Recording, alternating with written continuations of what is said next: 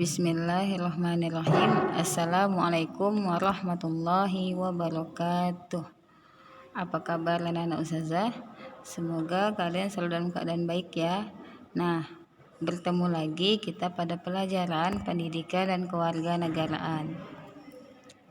Nah, pada kesempatan kali ini kita akan membahas kembali tentang perumusan Pancasila sebagai dasar negara.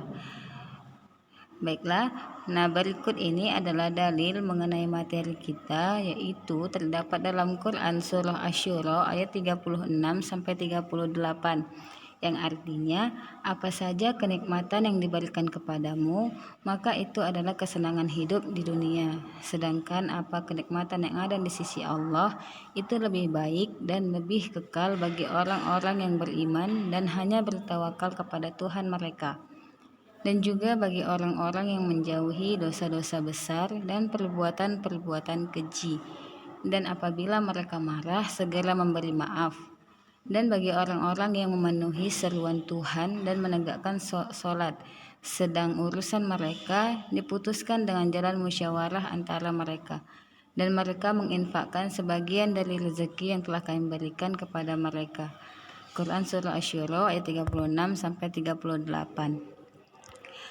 Baiklah anak-anak ustazah, kita masuki materi kita, yaitu pembentukan BPUPKI.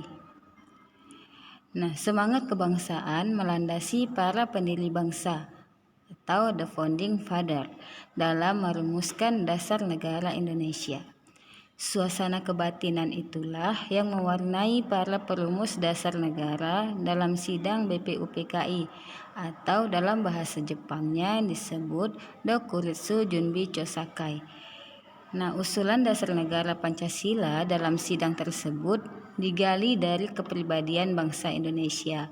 Oleh karena itu, seluruh masyarakat Indonesia memiliki komitmen untuk melestarikan dan melaksanakan Pancasila dalam kehidupan bermasyarakat, berbangsa, dan bernegara.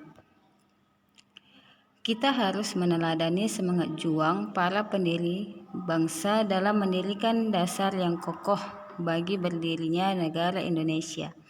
Semangat menghargai kepribadian bangsa sendiri dan pendapat yang beragam dalam sidang BPUPKI juga harus kita tiru.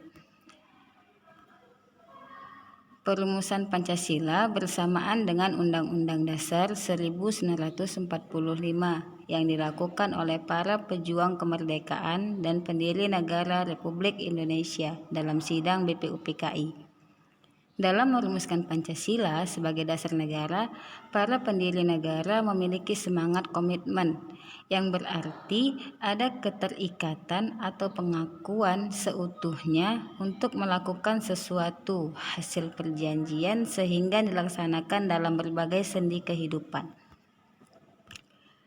Nah, kehidupan serta kepribadian masyarakat dan budaya Indonesia menjadi pusat perhatian dalam proses perumusan Pancasila. Dengan demikian, Pancasila dapat bertahan dan dijadikan dasar untuk membangun identitas bangsa. Pancasila terlahir dari kesadaran akan pentingnya dasar negara dan hukum dasar bagi kokohnya negara Indonesia merdeka. Oleh karena itu, latar belakang perjuangan merebut dan mempertahankan kemerdekaan serta mendirikan BPUPKI telah memberi jalan pada tercapainya proses perumusan Pancasila.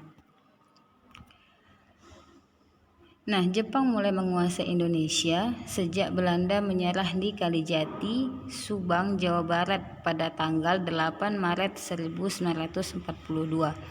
Untuk menarik minat rakyat Indonesia, Jepang menggunakan propaganda gerakan 3A, yaitu Jepang Pelindung Asia, Jepang Pemimpin Asia, dan Jepang Cahaya Asia.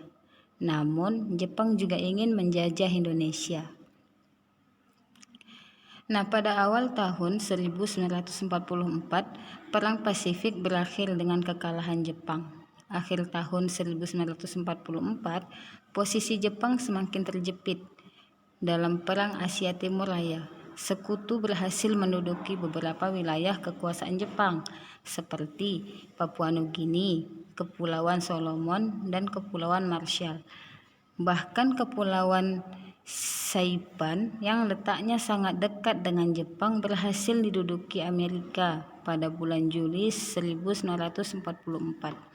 Nah, kemudian sekutu menyerang Ambon, Makassar, Manado, Tarakan, Balikpapan, dan Surabaya. Jepang mencoba menarik hati bangsa Indonesia dengan menjanjikan kemerdekaan bagi Indonesia ketika perang selesai.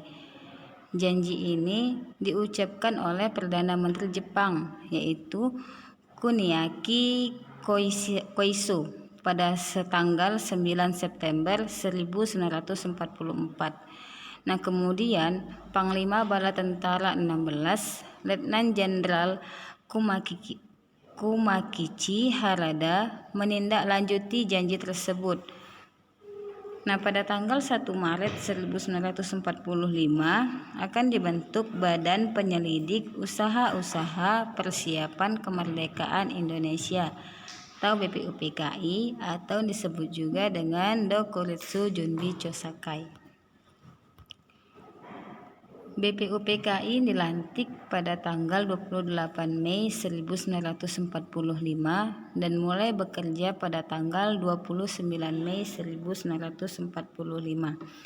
Pembentukan BPUPKI dimuat dalam maklumat Junseikan nomor 23 tanggal 29 Mei 1945. BPUPKI bertugas mempersiapkan kemerdekaan dan merumuskan tentang ekonomi, politik, dan tata pemerintahan sebagai persyaratan yang harus dipenuhi oleh negara yang merdeka. BPUPKI mengadakan sidang sebanyak 2 kali.